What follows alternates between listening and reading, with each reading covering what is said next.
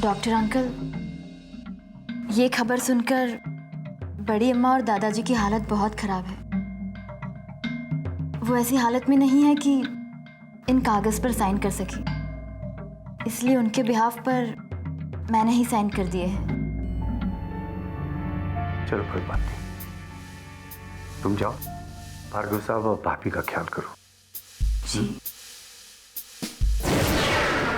मुझे पता था कि ताबूत की आखिरी कील मैं ही ठोकूंगी।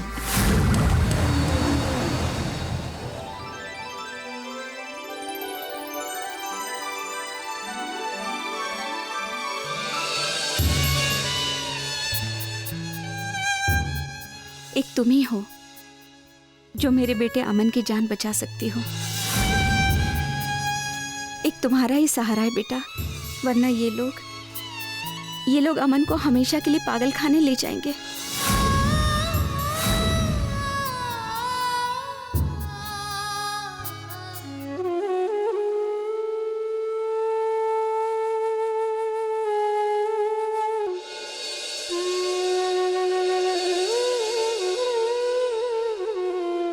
सरगम, क्या बात है? ये क्या हो गया तुझे? भैया,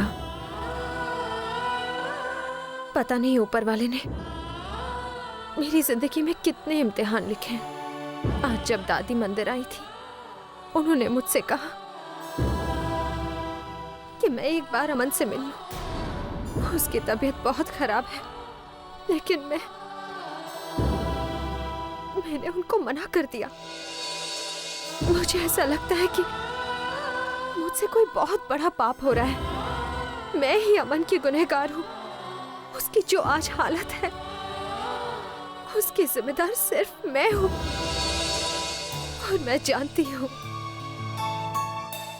अमन को मेरी बहुत जरूरत है, और मैं चाह कर भी उसकी कोई मदद नहीं कर सकती। भैया, मैं बहुत लाचार हूँ। मैं बहुत लाचार हो गई हूँ। देख, इस तरह सोचने से कुछ नहीं होने वाला। मेरी बात मान जा, तू यहां से भाग जा।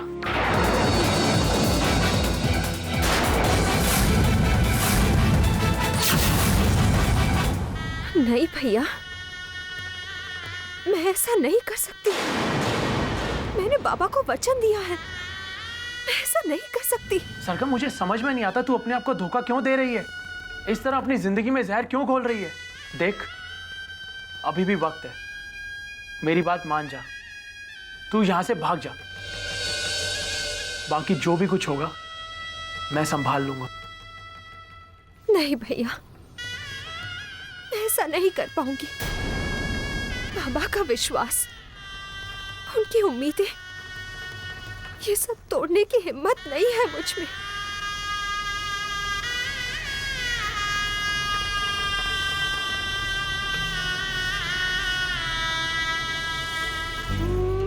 विशाल, क्या इसके अलावा कोई चारा नहीं?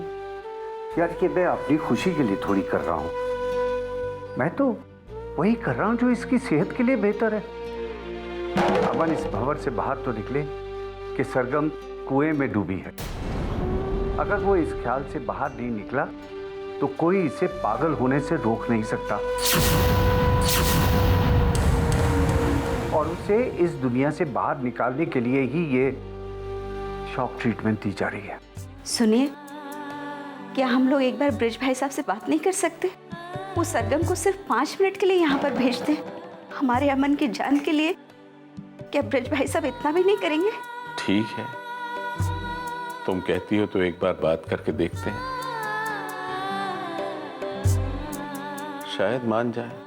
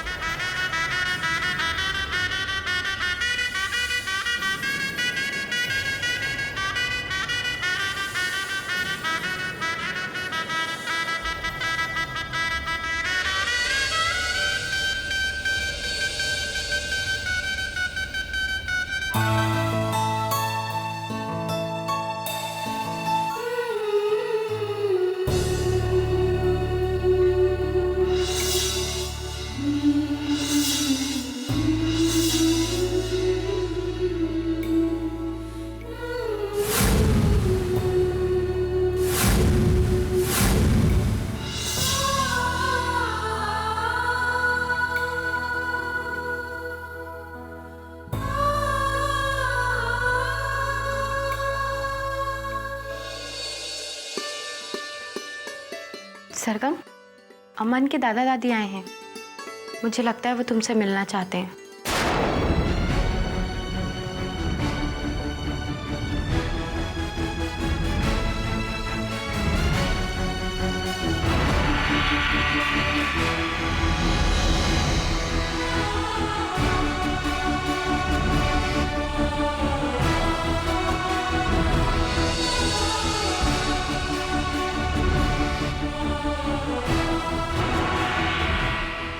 कहाँ जा रही थी?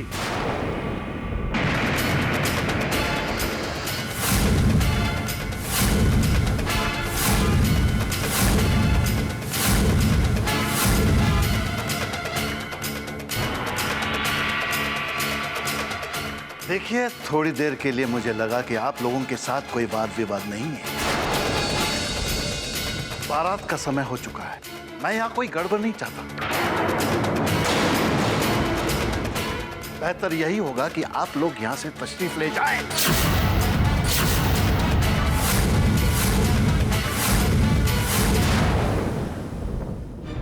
भाई साहब, मैं आपको बताती हूँ। दरअसल डॉक्टर्स लोग अमन को पागल खाने ले जा रहे हैं, क्योंकि अमन को ऐसा लगता है कि सरगम कुएं में डूब गई है। वो सरगम को एक बार देख लेगा तो उसे यकीन हो जाएगा कि सरगम जिंदा है और उसे कुछ नहीं हुआ है। और मेरा बेटा इस भ्रम से निकल पाएगा। भाई साहब, सरगम ही अमन की जान बचा सकती है, उसे शॉक ट्रीटमेंट से भी बचा सकती है और पागल होने से भी। मैं आपसे भीख मांगती हूँ भाई साहब, सरगम को थोड़ी देर के लिए भेज दीजिए। हाँ बाबा, प्लीज मुझे थोड़ी देर के लिए जाने दीजिए। मैं वादा करती हूँ, बारात आने से पहले मैं आ जाऊंगी। पापा, आप सरगम को जाने दीजिए ना। कुछ ही देर की तो बात है और फिर इससे किसी को नई जिंदगी मिल सकती है। बाबा चुप रहो तुम। देखिए, मैं आप लोगों के साथ बात तक नहीं करना चाहता। प्लीज आप लोग यहां से चले जाइए।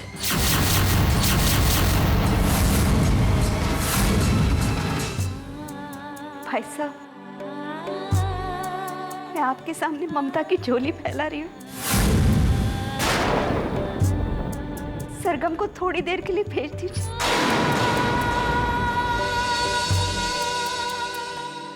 बस करो दुर्गा, बस करो। मिन्नतें उससे की जाती हैं जिसमें कुछ इंसानियत बाकी हो। ये तो अपने दर्द के अलावा दूसरों का दर्द समझता ही नहीं। ऐसे पत्थर दिल इंसान से क्या बात कर। चलो चलो यहाँ से। ईश्वर ना करे कभी आपको ये दिन देखना पड़े, तब आपको पता चलेगा औलाद का दर्द क्या होता है। मैं आपके सामने भीख मांग रही हूँ भाई साहब, थोड़ी देर के लिए सरगम को भेज दीजिए, मेरे अमन की जान बच जाएगी। इन्हें समझाइए, इन्हें कहिए थोड़ी देर के लिए भेज दे हमारे बच्चे के पास। बाबा प्लीज मुझे जाने दीजिए। एक बार मैं अमन से मिल लूं, वो मुझे देखेगा तो उसे यकीन हो जाएगा कि मैं ठीक हूँ। बाबा एक बार जाने दीजिए प्लीज। तुम अमन को क्यों बचाना चाहती हो, जबकि तुम बता चुकी हो कि तुम इससे प्यार नहीं करती? बोलो सरगम, बोलो। तुम अपनी ही शादी का मंडप छोड़कर एक ऐसे इंसान को बचाना चाहती हो जिसे तुम बिल्कुल नहीं चाहती। तुम ऐसा क्यों करना चाहती हो सरगम? जवाब दो। बोलो सरगम, जवाब दो, जवाब दो। क्योंकि मैं उससे प्यार करती हूँ, मैं उससे प्यार करती हूँ, मैं उससे प्यार करती हूँ।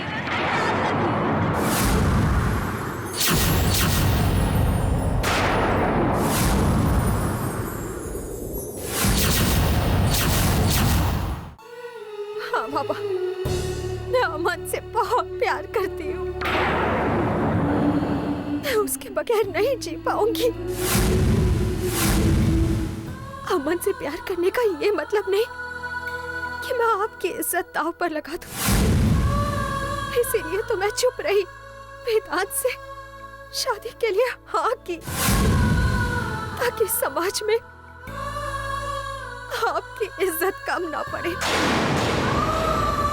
बाबा, मैं आपको कभी बेइज्जत नहीं कर सकती, कभी भी नहीं, आज भी नहीं। लेकिन बाबा, आज बात अमन की जिंदगी की है। मैं ये नहीं कह रही कि मैं वेदांत से शादी नहीं करूंगी, मैं ये शादी करूंगी सिर्फ आपको खुश करने के लिए। मैं बस इतना चाहती हूँ कि आप मेरी जिंदगी से बस आधा घंटा उधार दे दीजिए, बस बाबा, आधा घंटा, ताकि मैं अमन की जान बचा सकूं। बस मेरे प्यार को बचाने के लिए मुझे आधा घंटा दे दीजिए। बाबा प्लीज मुझे जाने दीजिए, वरना अमन पागल हो जाएगा। बाबा,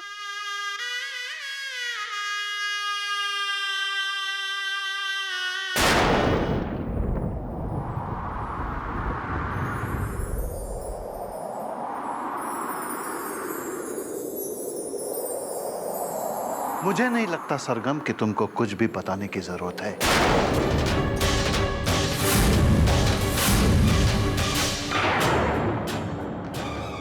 इतनी बड़ी तो हो गई हो तुम कि अच्छा बुरा खुद समझ सको। चली जाओ, तुम्हारे शब्द मुझे याद रहेंगे कि तुम समय पर आने वाली हो। थैंक यू बाबा।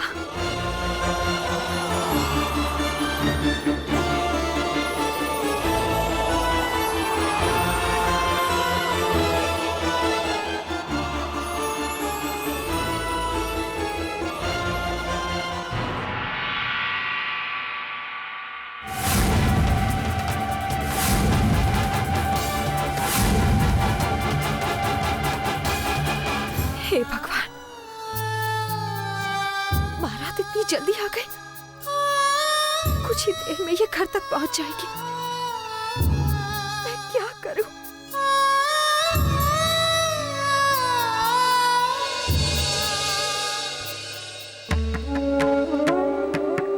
सरगम, एक बार घर से बाहर निकल आई है तो कुछ अच्छे के लिए। अब वापस जाना बेवकूफी होगी। अब घर से बाहर आ ही गई है तो चुपचाप यहां से चली जा। मैं कैसे जाऊं भैया? बारातियों ने मुझे पहचान लिया तो तब मैं क्या करूंगी? मुझे पता था, इसलिए मैं ये नकाब लेकर आई हूँ। लो, इसे पहन लो।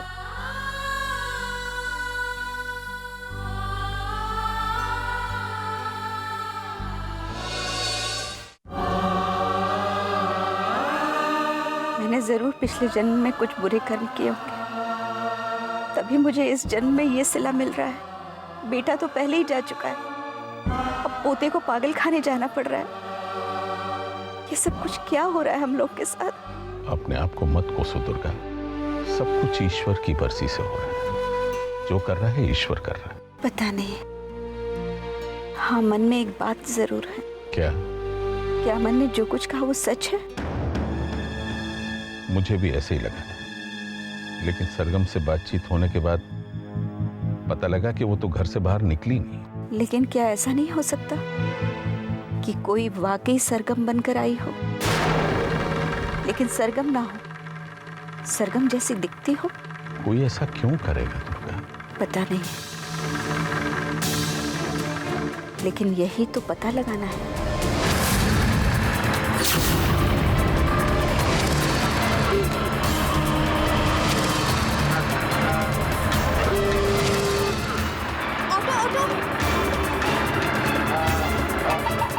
संजीवनी हॉस्पिटल जाना है, जल्दी चलिए, जल्दी चलिए।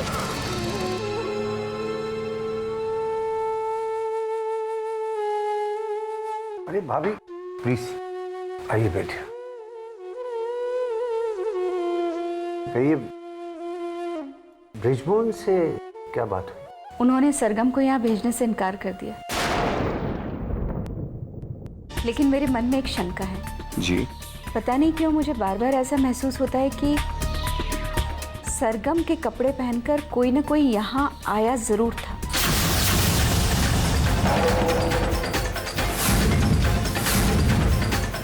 हाँ भाभी, वो भार्गव साहब के भी दिमाग में आई थी ये बात, जिसकी वजह से हमने पूरे स्टाफ को बुला के या इंक्वायरी भी की, बट ऑफ नो यूज। विशाल, उस वक्त तुमने नाइट स्टाफ को बुलाया था क्या? पॉइंट नाइट वाले नहीं आए थे, पूछता हूँ।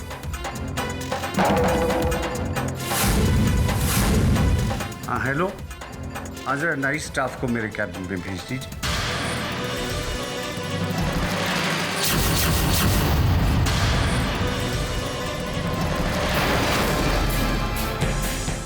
सब आ गए?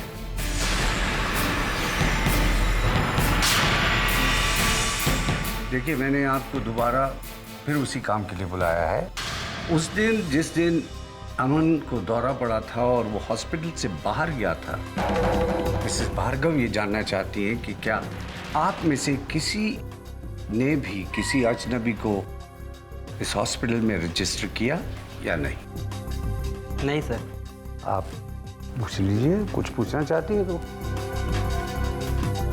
शायद किसी ने कुछ देखा, लहंगा, ब्लाउज, बाल खुले हुए। अब आप लोग कह रहे हैं कि नहीं देखा तो बैठो। देखिए मैम, आप बिल्कुल चिंता मत कीजिए, मैं किसी को कुछ नहीं कहूंगी। तुम्हें क्या लगता है कि तुम्हें छोड़कर मैं कोई भी चांस लूंगी? मैं कुछ समझी नहीं। अभी बताती हूँ।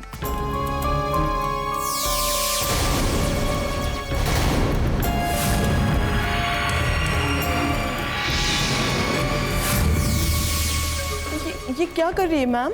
डोंट वरी, ये ट्रैंकुलाइजर है, बस थोड़ी सी नींद की खुराक। कोई बात नहीं, थोड़ी देर आराम कर लेना।